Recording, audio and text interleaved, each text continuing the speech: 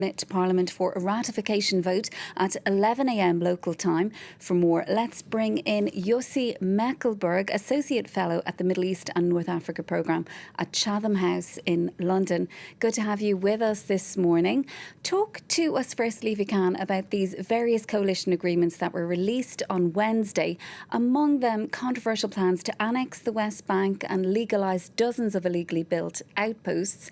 Are these moves just political posturing? Because they really would alienate many people around the world and stoke further tensions with Palestinians. Good morning. Thank you for having me. I think this is not just a matter of posturing. Let me make, I think, in this day, I think it's a really watershed day in Israeli history.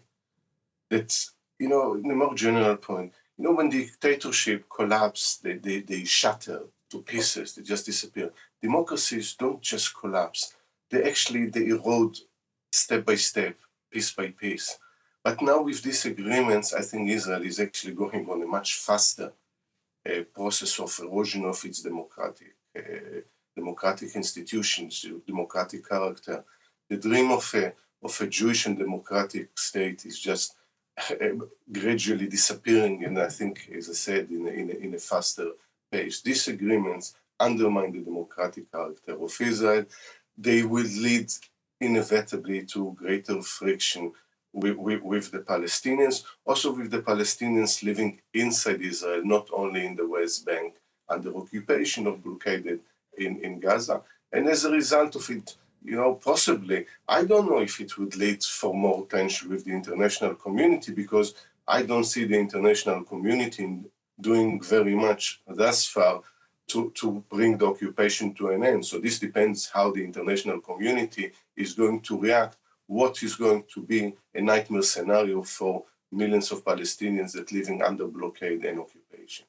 And talk to us about the reaction in Israel as well, because these coalition deals, they've prompted widespread condemnation, not just in relation to those issues that will affect Palestinians, but they also include language endorsing discrimination against LGBTQ people, for example, on religious grounds. We've seen concerns expressed by doctors, pilots, judges. So how is all of this playing out with people in Israel? Well, no doubt, the homophobic, misogynist. This is as in Israel they like to call it, a full-on right-wing government. We have to remind ourselves that Netanyahu was ready to sell any principles that probably his predecessors, not in the left, as prime minister, but within his party. He's ready to sell everything because he is facing corruption trial, and he would like to change the law in a way that will stop his corruption trial. And as a result, no principle was too sacred for him to sell to the far right. I think not only this, the reason that he took the government so long to form is because his partners don't trust him and wanted actually to pass by legislation much of it, and they will continue. But if you look at the personalities that he agreed to sit within government together with the coalition agreement, yes, it will discriminate against minorities. It discriminates against women. It will discriminate against LGBTQ. But they have a far-right racist homophobic agenda. And the difference from Netanyahu, there is always been great difference between his rhetoric and what he did. Those guys mean business and they want to implement it, and quickly, because they don't believe that this government also will last for very long. So we'll try to make these radical changes as quickly as possible. And just finally, how has Netanyahu been trying to calm concerns for the fate of civil liberties, diplomacy, since those elections in November? Well, he created this monster. He will have to deal with that. Now he's, in a matter of few hours, he becomes the prime minister.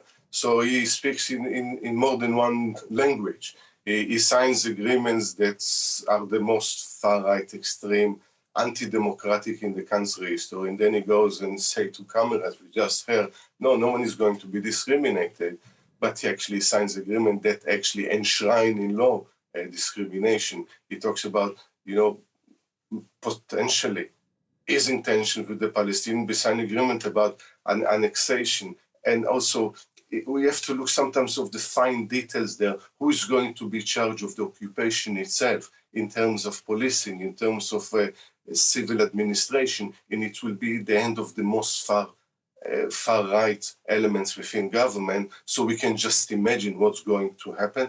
And it will be interesting, again, it's for the international community, especially the United States and the European Union and the UK here, is to respond to that in a way that you expect countries that adhere to human rights and civil liberties.